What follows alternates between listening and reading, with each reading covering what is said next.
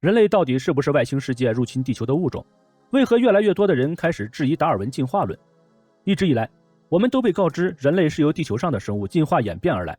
也就是从南方古猿到直立人，到尼安德特人，到克罗马农人，再到现代人。然而，越来越多的人却开始发出疑问：如果人类是由进化演变而来的，那么包括古猿类在内的15种类人动物，为什么只有现代人类这一种存活了下来，其他14种全部灭绝了？人类进化史中那一段长达20万年的空白期又该如何解释？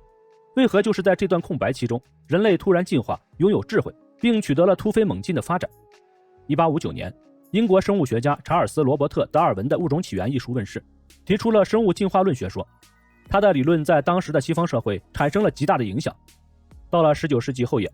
达尔文学派关于人猿同祖的理论被确立下来。然而1889年，德国学者海克尔却指出，人是从古猿进化来的，在猿与人之间有个过渡环节，这是科学界尚未找到实证而缺失的环节。他将这段空白称作人类进化史上的缺环。一直以来，寻找这一缺环成为科学家们孜孜以求的终极目标。1891年，古人类学家在印度尼西亚找到早期人类的化石，便以猿人命名，称为爪哇直立猿人，并认为这次发现的就是缺环的代表。但是这一结论很快便被推翻，因为在后来的考古活动中，陆陆续续发现很多同类化石，包括举世闻名的北京猿人。他们之中谁才是缺环的代表呢？好像都不是，因为这些化石比起人们概念中的猿人又显得太原始。1924年夏天，采石工人在南非约翰内斯堡塔昂采石场爆破岩石时，发现了一具带有下颌骨的灵长类头骨化石。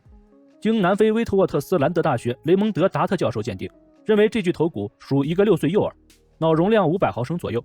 头骨具有适应直立行走的明显特点。次年2月，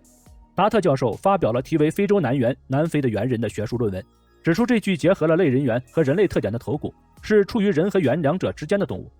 达特教授将它命名为塔昂幼儿。塔昂幼儿大约生活在距今250万年前，教授认为它很可能就是人类的直接祖先。达特教授的论文得到了研究缺环的古人类学家布鲁姆的认可。布鲁姆仔细研判了这具头盖骨后，尤其当他看到脑部形态表明了塔昂幼儿具有直立行走特征之后，他非常赞同达特教授的见解。但是他同时又指出，虽然这具头骨具有连接高等猿类和原始人类中间环节的关键要素，可由于是个幼儿，因此没有将它所具有的特征完全充分展现出来。只有找到成年个体后，南猿才能在科学上站住脚。1936年，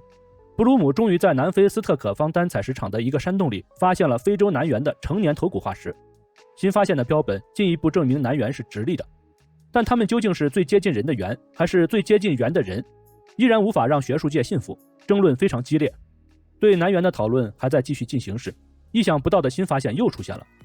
1959年，著名古人类学家利基夫妇在坚持28年辛勤考察之后，在坦桑尼亚的早更新地层中挖掘出了东非人的头骨化石。东非人被发现可以说是革命性的，它的重要不仅在于头骨本身，而且同时还找到了大量的砾石工具。此外，利基夫妇还在现场挖掘出一排排石头，被认为是东非人构筑居住地的证据。根据放射性同位素年代鉴定，肯定其年代大约距今175万年，将人类历史推前了100多万年。东非人的发现揭开了古人类化石史新的一页。1960年，利基夫妇又在东非人附近的稍低层次的地层中找到了一个新的头骨化石，脑容量达680毫升，可能是非洲猿人的进步性，将其命名为能人，意思是拥有一定技能的人。到了1976年，利基夫妇的儿子小利基继承父母的毕生研究，在肯尼亚的科比地区发现了一具人形的头骨化石。令人惊讶的是，这具科比人的眼眶上沿没有明显突出的眉脊，这个结构是南猿、直立人甚至尼安德特人的共同特点。然而，科比人的生活年代却距今有200多万年，脑容量更是高达755毫升。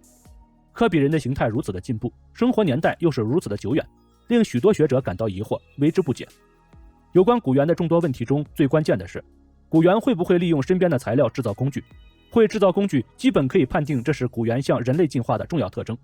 自从1959年利基夫妇发现属于南猿的东非人与石器共存之后，南猿能否制造工具的问题似乎得到了肯定。然后又发现了能人，于是产生了谁是石器主人的问题。这之后又陆续发现了一些属于上新世纪距今1200万年到300万年之间的早期南猿化石材料，年代最早的竟达900万年。那么到底谁是缺环的代表？是南辕中的东非人，还是能人，或是科比人？如果这个缺环一天链接不上，在没有精准的严谨的科学定论之前，可以说谁都有可能，谁也都没有可能，或者一切皆有可能。著名物理学家杨振宁先生在一次访谈中称，自己越来越相信人是由神创造而来，而这个神并非是我们意识形态中的神，他既不是西方人崇拜的上帝，也不是东方神话里捏泥造人的女娲。人类的出现可能是宇宙万物变化中一次概率极低的巧合，又像是一种被神秘力量的精心安排。